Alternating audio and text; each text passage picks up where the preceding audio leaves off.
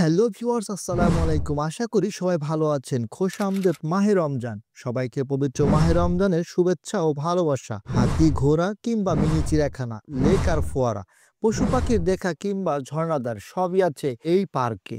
ভ্রমণ মানুষের শরীর ও মনকে সুস্থ রাখে আর সবল করে। ভ্রমণ করলে জীবনের প্রতিটি পরতে আমাদের ক্লান্তিগুলো নিমিষেই মুছে যায়। আমার দিনাজপুর ভ্রমণের অন্যতম জায়গা ছিল দিনাজপুরের প্রাণকেন্দ্রে অবস্থিত জীবনমহল পার্ক। আর এই জীবনমহল পার্ক দেখতে ছুটে গিয়েছিলাম আমরাও। ঢাকা থেকে দিনাজপুরের বীরগঞ্জে যাওয়া আসা কিংবা নয়াবাদ মসজিদ, দাদুবাড়ি পার্ক অ্যান্ড রিসোর্ট, কান্তাজিউ মন্দির, সিটি পার্ক সবই তুলে ধরেছি এই চ্যানেলে। আর আজকে এই ভিডিওতে আমি তুলে ধরবো দিনাজপুরের বিনোদন পার্ক জীবনমহলের কথা। আর সাথে থাকছি আমি, সিএম হেলাল উদ্দিন। দিনাজপুরের জীবনমহল থেকে আপনাদের সবাইকে স্বাগতম জানাই। আমি সিএম হেলাল উদ্দিন। আশা করি পুরো ভিডিওটা দেখবেন এবং সঙ্গে থাকবেন। সেই পর্যন্ত সাথে থাকুন, সুস্থ থাকুন। জীবনমহল মূলত একজন ব্যক্তির নামে করা একটি বিনোদন পার্ক। তবে এই পার্কের সাথে রয়েছে একটি দরগা, আছে মসজিদ। তবে দিনাজপুর শহরের জিরো পয়েন্ট থেকে জীবনমহল যেতে সময় লাগে 10 থেকে 15 মিনিটের মতো। জীবনমহলে যাওয়ার আগে আমরা মূলত আরও বেশ কয়েকটি জায়গায় ঘুরে প্রায় শেষ বিকালে গিয়েছিলাম এখানে। কান্তাজিউ মন্দির, নয়াবাদ মসজিদ, দিনাজপুরের ঐতিহ্যবাহী শাহেগড়ে ঈদগাহ ময়দান দেখা শেষে ছুটে গিয়েছিলাম জীবন মহলে।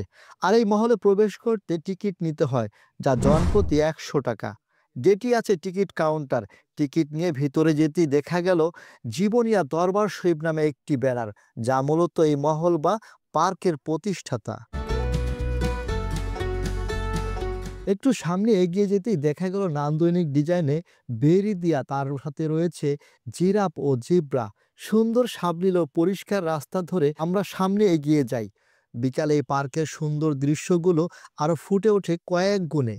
আমিও এই রাস্তা ধরে এগিয়ে যেতেই চোখে পড়ল ঘোড়ার দৃশ্য। মনে হচ্ছে বাস্তবে কোনো ঘোড়া দাঁড়িয়ে আছে। তার পাশেই আছে সিংহের গঠন, তবে এটি ডাস্টবিন। এখানে পাশাপাশি রয়েছে আরো কিছু রাইড। অনেক সুন্দর লাগছে পার্কটি। আর ঠিক এই পাশেই রয়েছে ট্রেনের রাইড, যেখানে চড়তে টিকিট মূল্য 50 টাকা। রাইডটি মূলত 5 থেকে 7 মিনিটের মতো হয়। পার্ক তো নয়, এটি একটি মিনি চিড়িয়াখানা। সামনে আছে জেব্রা, ঠায় দাঁড়িয়ে আছে তিনি। তো এই সামনে রয়েছে একটি মিনার বিশিষ্ট একটি ঘরের। তবে সামনে এই ডানা বিশিষ্ট ঘোড়ার দৃশ্য আসলে অনেক সুন্দর লাগছে, তাই না? ঘোড়ার পা বাঁধা অবস্থায় আছে, কিন্তু পাশেই বাঘের বসে থাকা, উট পাখির দাঁড়িয়ে থাকা কিংবা সুন্দর এই গেটের দৃশ্য কি সুন্দর, তাই না? বাগানের মাঝে বসে আছে হরিণ। সবুজের মাঝে এই হলুদ গেটটি অনেক সুন্দর দেখতে। অনেক সুন্দর এই সাদা রঙের ডানাওয়ালা পরী। এই বক পাখিগুলো দেখতে কেমন, অনেক সুন্দর, তাই না? দাঁড়িয়ে আছে আকাশ পানে। ভেতরে একটি কমিউনিটি সেন্টারও কিন্তু রয়েছে। তবে বানর মামা মাথায় উঠে বসা, এ ডাল থেকে ও ডালে বসা, পেঙ্গুইন আর পাখির দৃশ্য সত্যি সুন্দর। আবার পাশের এই ঝর্ণার পানির কলতানি খুবই সুন্দর লাগছে আমার কাছে। সামনে আছে বনের রাজা সিংহ মামা। আর এটি একটি পার্কের দ্বিতীয় চত্বরের প্রবেশ গেট বটে। গেটে রবীন্দ্রনাথ ঠাকুর এবং কাজী নজরুল ইসলামের প্রতিকৃতি দেখতে পাচ্ছি। আর এই গেটটি কিন্তু দেখতে তিমির ভয়ানক মুখের মতো।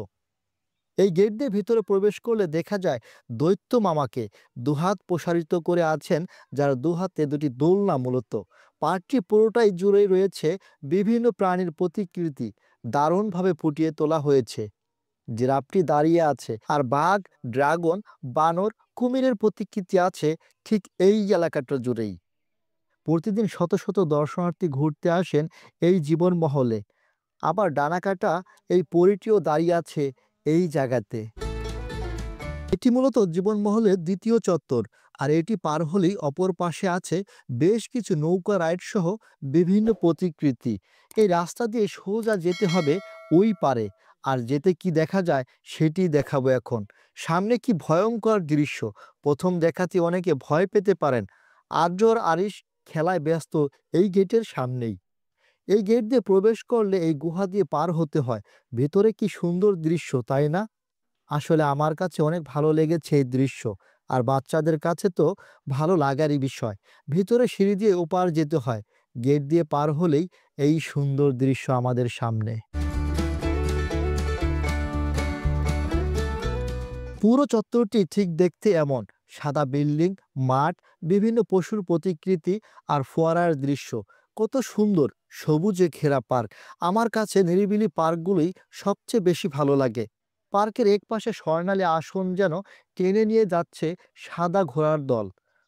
রেলিং দিয়ে ঘেরা এই ঘোড়ার আসন ও ঘোড়ার গাড়ি দেখতে কিন্তু অনেক সুন্দর এই গাড়িটি। আমিও দাঁড়িয়ে আছি এরই সামনে।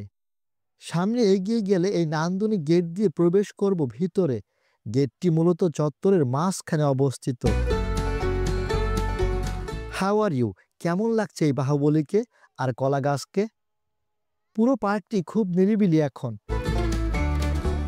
লেকের পাড়ে যেতেই ছাউনির উপর বাঘ বসে আছে। নিচ দিয়ে ভেতরে যেতেই লেক আর ফোয়ারার দেখা পাবেন। চারপাশ দিয়ে মানুষ ঘুরছে আর ছবি তুলছে। লেকের পাশে কলসি হাতে দাঁড়িয়ে আছে এক রমণী। মোটর সাইকেল চালাচ্ছে একজন। পাশেই আছে ময়ূর পাখি। ভাল্লুক গুহা। ভাল্লুক গুহা থেকে বের হচ্ছে। কি ভয় পেলেন নাকি? ওমা, এখানে তো দাঁড়িয়ে আছে স্পাইডারম্যানরা। পুরো লেকের পানি নীরব আর শীতল ছোঁয়া। ভূত মামা দাঁড়িয়ে আছে চশমা পরে। আদ্র গিয়েছে গিটার বাজাতে। ঠিক পার্কের এক কোণায় অবস্থিত এটি। আবার লেকের পাড়েই বসে আছে বিশাল একটি ঘোড়া।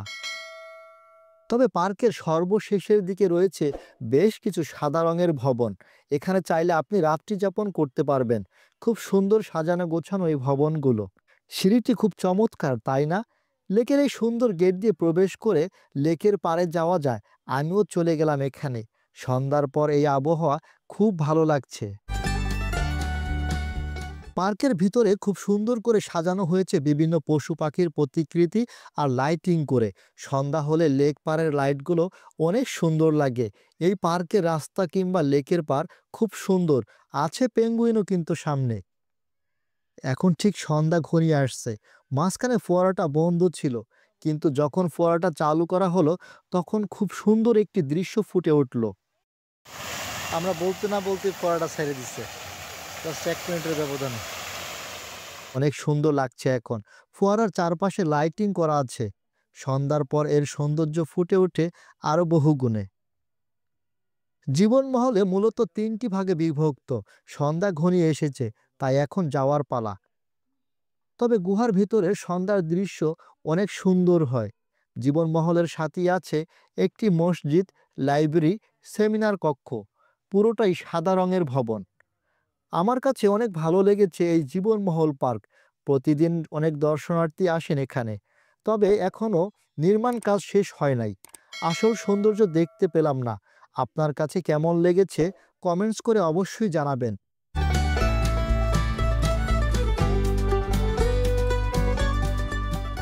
আমরা ঘুরতে ঘুরতে প্রায় শেষ দিকে চলে এসেছি, আর এখন বের হওয়ার পালা। তবে সন্ধ্যার পর পুরো পার্কটি কালারফুল লাইটে আলোকিত করা হয়। পার্কের মূল সৌন্দর্য মূলত সন্ধ্যার পরই ফুটে ওঠে। দিনাজপুর শহরের এই জীবনমহল থেকে আমি CM হেলালুদ্দিন বিদায় নিচ্ছি আজকের মতো। আজকে তাহলে এই পর্যন্তই। দেখা হবে অন্য কোথাও, অন্য কোনো ভিডিওতে। সুস্থ থাকুন, নিরাপদে থাকুন।